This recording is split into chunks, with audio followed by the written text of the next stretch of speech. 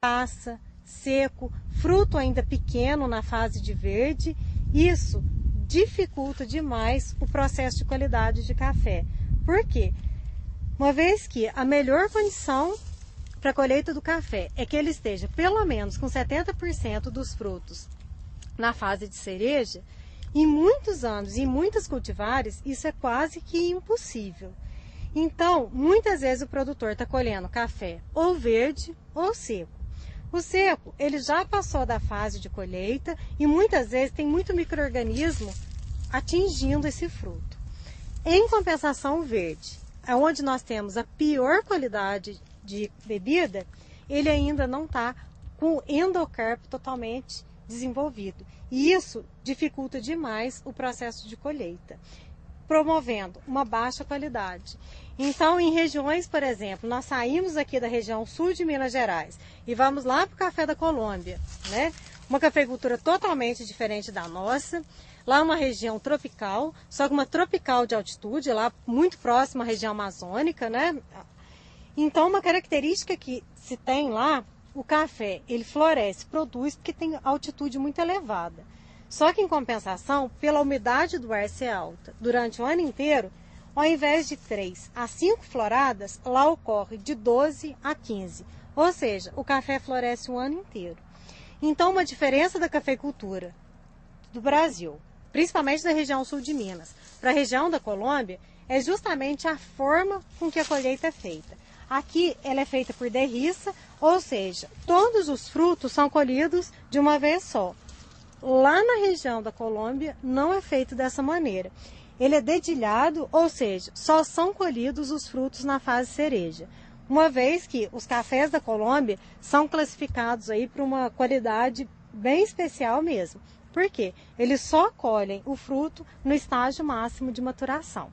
Então, em relação à florada, essa é a grande diferença que se tem entre a produção do Brasil e a produção da Colômbia. Essa cultivar ela é mais plantada na região do Triângulo Mineiro, muito mais do que na nossa região, porque um dos problemas que ela tem é o porte. Ela tem um porte alto e o que para a nossa região dificulta demais a colheita. Em primeiro lugar, acaiá significa fruto de semente grande. Então, uma característica que a gente pode observar nessa cultivar é o tamanho dos frutos. É uma característica bem típica. A acaiá é uma mutação do mundo novo, então a característica que ela tem em relação a ele é justamente ao tamanho do fruto. Então, voltando aos frutos, a desuniformidade deles é uma característica da planta. E vamos entender também por que ocorre essa desuniformidade. Então, voltamos. Para nós, o café é um grão e que vai ser comercializado. Ou seja, para o homem, ele vai ser comercializado. Mas para a planta, ele é uma semente. Ou seja, ele vai perpetuar as espécies. Então, se o cafeeiro ele tivesse uma única florada, poderia ocorrer, por exemplo, logo depois dessa florada, uma seca intensa. Então, a quantidade de flores que seriam abortadas seria enorme. E muitos frutos não conseguiriam também desenvolver. Então, quer dizer, isso é um fato, tanto problema para a planta, como um problema também para o produtor. Então, esse número de floradas, ele é justamente para a planta, para perpetuar a espécie e para o homem. Apesar de interferir na qualidade de bebida, também tem a vantagem do número de floradas não ser tão interferido pelas condições climáticas. E o fruto do cafeeiro, ele é uma drupa elipsoide, né? O que significa uma drupa elipsoide? Ele tem 2 sementes por cada fruto. Então, o cafeeiro, ele tem uma quantidade enorme de açúcar e que vai promover, na verdade, a qualidade e o sabor adocicado da bebida.